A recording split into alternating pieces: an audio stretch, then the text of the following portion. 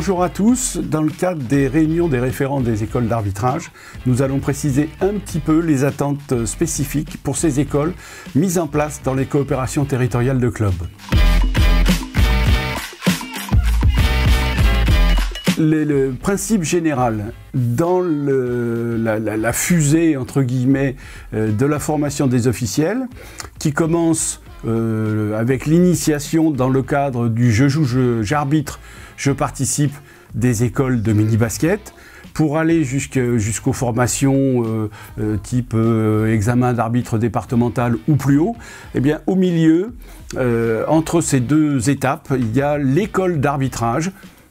Là, je vais parler plus spécifiquement de celles qui sont constituées au sein des CTC. L'image qu'on devrait avoir, c'est une écloserie. Ça va permettre d'accompagner et donner du temps à ces arbitres, à ces jeunes arbitres en formation. La cible privilégiée, c'est plutôt les U12, U12, U16. Pourquoi faire une école d'arbitrage dans une CTC?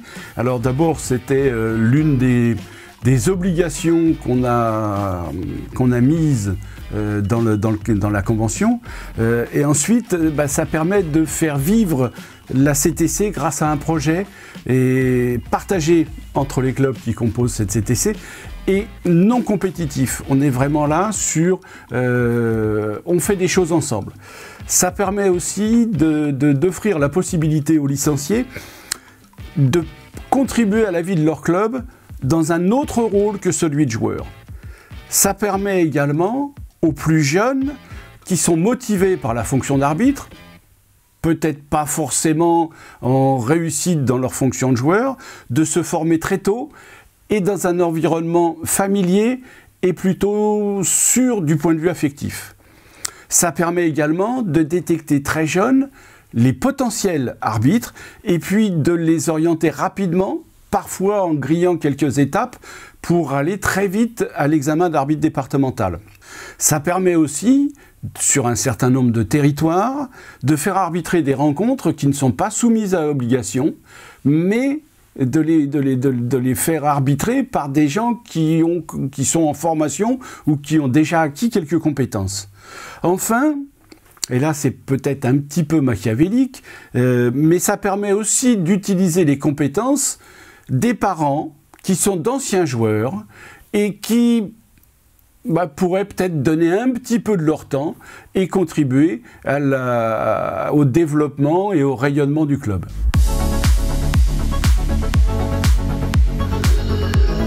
Comment ça fonctionne pratiquement et quels en sont les avantages? Premier avantage, c'est la proximité géographique.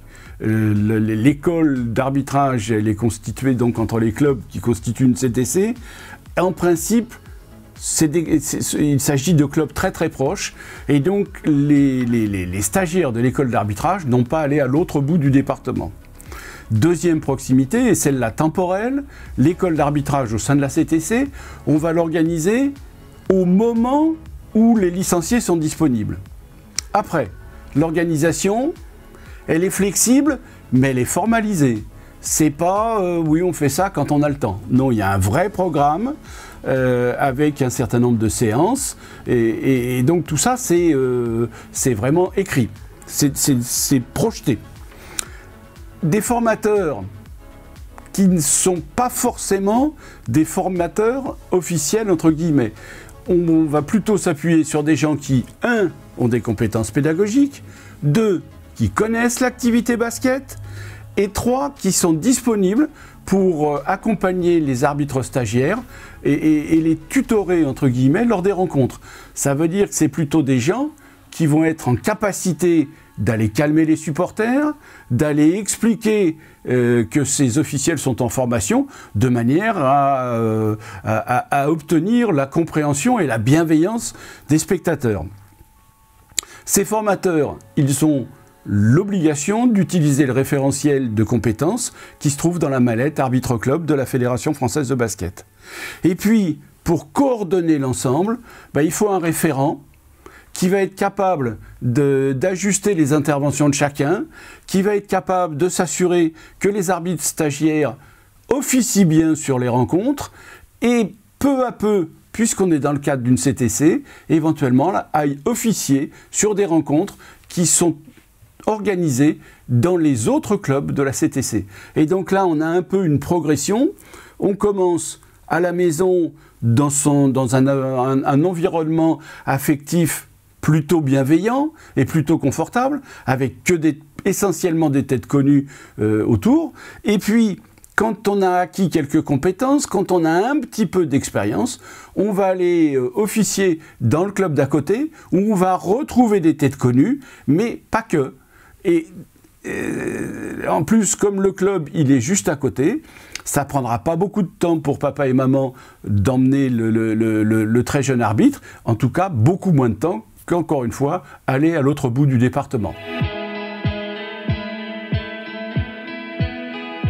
Quelle est l'utilité d'une telle école pour un comité départemental et soit sa commission des officiels, soit son pôle formation?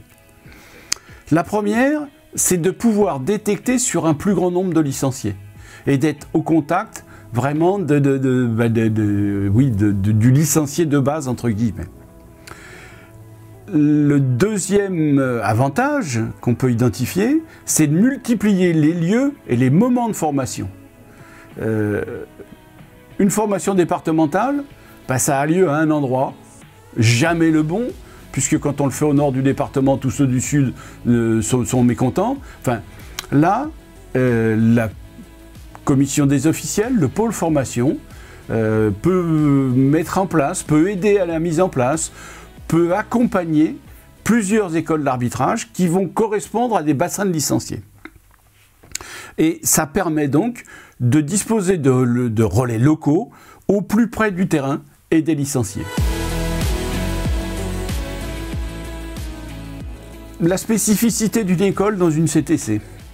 D'abord, on profite d'un bassin de recrutement un peu plus large, puisqu'il s'agit d'un regroupement de clubs sur un territoire pertinent. On pourrait parler il va être plus facile de récupérer une dizaine ou une douzaine de stagiaires sur 3 clubs plutôt que sur un seul. Ensuite, c'est contribuer au projet commun de la CTC et inciter les clubs à travailler ensemble, à mutualiser leurs stagiaires, de leur permettre d'acquérir une expérience en dehors de leur club, mais pas encore trop loin. Peut-être que c'est une vision un petit peu angélique ou utopique, mais la mise en place de cette école d'arbitrage, ça peut peut-être permettre d'accompagner aussi les supporters. Quand on va expliquer aux gens, quand on va voir ces arbitres débutants ou stagiaires avec la chasuble jaune d'apprentis arbitres, entre guillemets, ça va peut-être permettre d'obtenir une meilleure bienveillance ou une bienveillance plus marquée des spectateurs. Et puis, ça permet aussi éventuellement de proposer plusieurs niveaux de formation. Si on a un nombre un petit peu conséquent de stagiaires, peut-être qu'on va pouvoir faire un groupe avec des 12-15 ans et puis un groupe avec des jeunes adultes. Ou bien un groupe avec vraiment des tout débutants, y compris des parents qui veulent se lancer dans l'aventure et rendre service au club de leur enfant. Et puis, à côté de ça, avoir des anciens joueurs ou des U18, U20 qui ont envie de rendre service à leur club. Donc, la flexibilité du dispositif d'école d'arbitrage permet aussi d'offrir un produit qui permet de séduire l'ensemble de nos licenciés.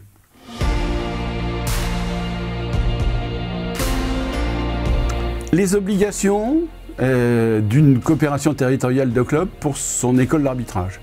D'abord, il faut qu'elle soit vraiment de niveau 2. C'est écrit dans les articles à la fois des règlements généraux de la Fédé et du règlement sportif particulier des CTC.